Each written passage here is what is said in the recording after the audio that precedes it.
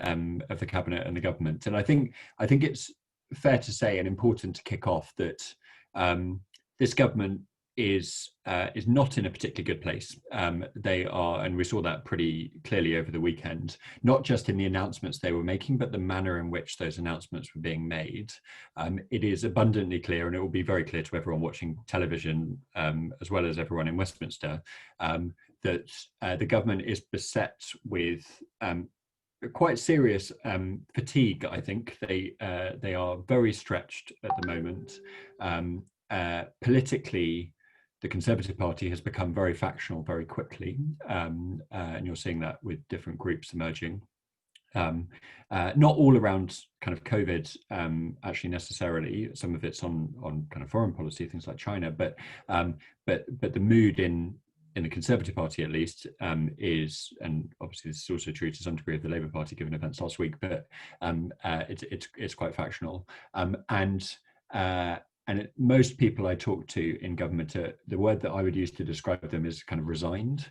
They're kind of acutely aware that few governments, certainly no government in living memory, has faced any event like this. There's no playbook by which to deal with it, and that they are having to adapt in very, very quick time, just much, much quicker than the wheels of government normally turn. And inevitably that means mistakes, and it means that decision making is curtailed, or perhaps not as comprehensive as it might normally be, and that can lead to problems. So I think the first thing just to recognise is that the government is in a difficult place, and some of that's self-generated, some of it's due to circumstances, but it's just a really important factor. With regard to this specific subject, I mean, obviously the lockdown announced on Saturday is going to have a really material effect on a lot of businesses and a lot of businesses' ability to employ people over the next period. And indeed, I'm sure that we will see some further redundancies, specifically as a result of the lockdown, despite the extension of the furlough scheme. But I think it's really, really important to note that a lot of damage has already been done. And this is where I think we need to just be really sanguine. There was research out last week from the LSE that showed that 1 in 10 16 to 24-year-olds had already lost their jobs since the beginning of the crisis. There was a report from the Resolution Foundation that showed that 1 in 5 18 to 24-year-olds and BAME people who had been furloughed had lost their jobs subsequent to being furloughed. And obviously the official ONS unemployment statistics are rising in quite a horrible fashion, especially for young people. And the Resolution Foundation suggested that the unemployment rate for young people is actually far higher than the official rate. So there is a lot to be gloomy about at the moment. Now, the government's response to those statistics would actually be to kind of flip them on their head and to show that actually they're perhaps not as bad as they might otherwise have been. So 1 in 5 people who are furloughed losing their jobs is also 4 in 5 keeping their jobs, having been furloughed at this point in time. 1 in 10 young people having lost their jobs since the beginning of the crisis is also 9 in 10 young people having not lost their jobs, which given the kind of really extreme nature of this crisis economically, is actually probably something to be celebrated, although it doesn't feel like it.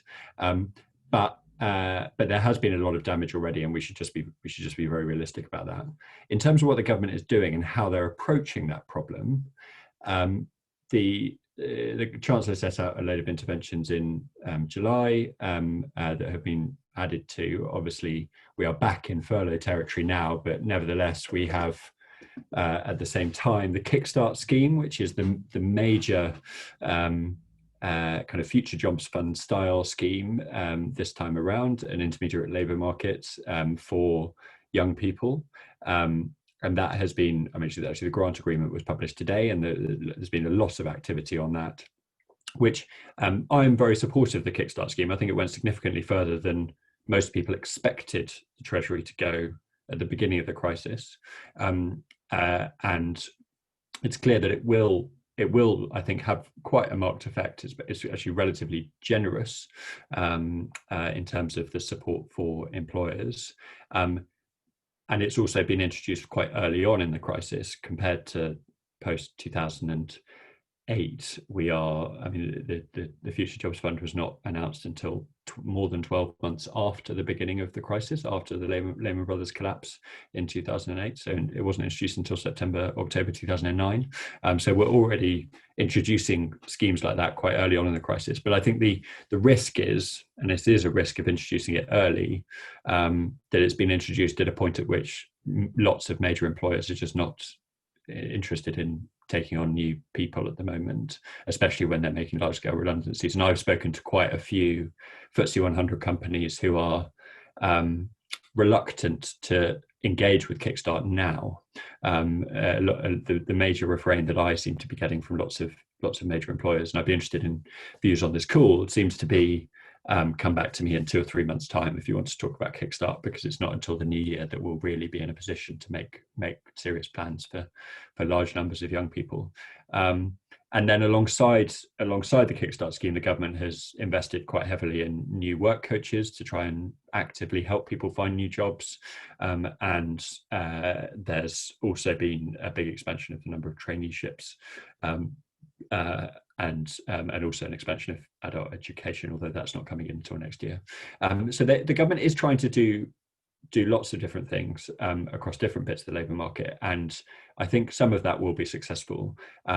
But they are fighting quite a difficult battle because they're in the face of some pretty torrid economic circumstances, and I think it is just inevitable to some degree that young people will be the great economic losers from this crisis. They have been from every major economic crisis historically. They are the last to be hired, the first to be fired. We know this from all the statistics, and we also know, of course, that the scarring effects can be really, really damaging. It's not my favorite statistic, but it's one that I trot out quite regularly. There was a study done of the 1981 cohort of people entering the labour market, 23-year-olds entering the labour market in 1981. It showed that in the year 2000, so just under 20 years later, 20 years into their career, they were still earning between 13 and 21% less than they would otherwise have been earning. So potentially a fifth less in terms of salary for those affected by recessions. And as we know, this recession may well be worse than the 1980s in some regards. So it's a really difficult circumstance. And so just to finish, the kind of final thing I would say is that I think that there is a very strong case for the government going much further, especially given the new lockdown announced over the weekend. And both Kirsty and Craig have heard me say this before, but I think there was a really strong case for the government showing leadership, and rather than creating a kind of permissive regime like Kickstart, which is essentially creating a market for employers to bid for placements, I think the government should be more front-footed and do something more akin to what Franklin D. Roosevelt did in the New Deal in the United States, where he set up various civilian corps, different types of effectively civilian work schemes,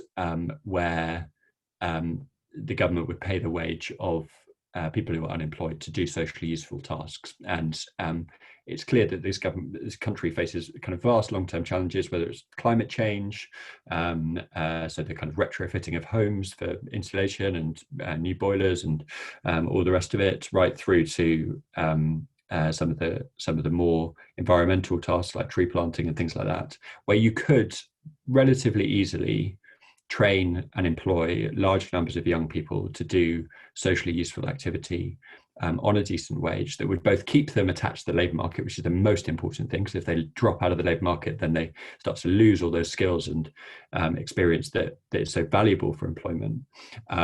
But it also gives them purposeful activity, which gives them a sense that they're giving back to society and that they're part of a national effort. And I think the thing that's been most lacking in this crisis since March, really, we had it a little bit with Clap for Carers and the NHS volunteer scheme, but we haven't really seen from the government especially a a major attempt to kind of build a national collective effort to the crisis, and to see that in a kind of long trajectory of building society back in a more positive way after the crisis. And I think of this crisis much more like a war than a previous recession, and I think what will come next will be reconstruction rather than recovery, economic recovery, that is. And I think we need a new social contract. So I think there is a case for the government doing much more right now. That's not to say what they're doing right now isn't good. I think it will have some beneficial effects, but I think we face quite a bleak winter now, especially, and we need to do much more in the coming months. Thank you very much indeed, Will. So I don't know whether to be depressed or not, actually, from that particular overview. And I had a quick question, and there's one from Brendan. Have we got real political champions for more interventionist policies within government at the moment? Who should we be looking towards? It's a really good question, and it's one I repeatedly come up against. I think there are a number of advocates for this kind of approach, and Brendan's question alludes to Danny Kruger, who is a very vocal and fierce advocate for more community power and more kind of civic-led approaches, and I'm great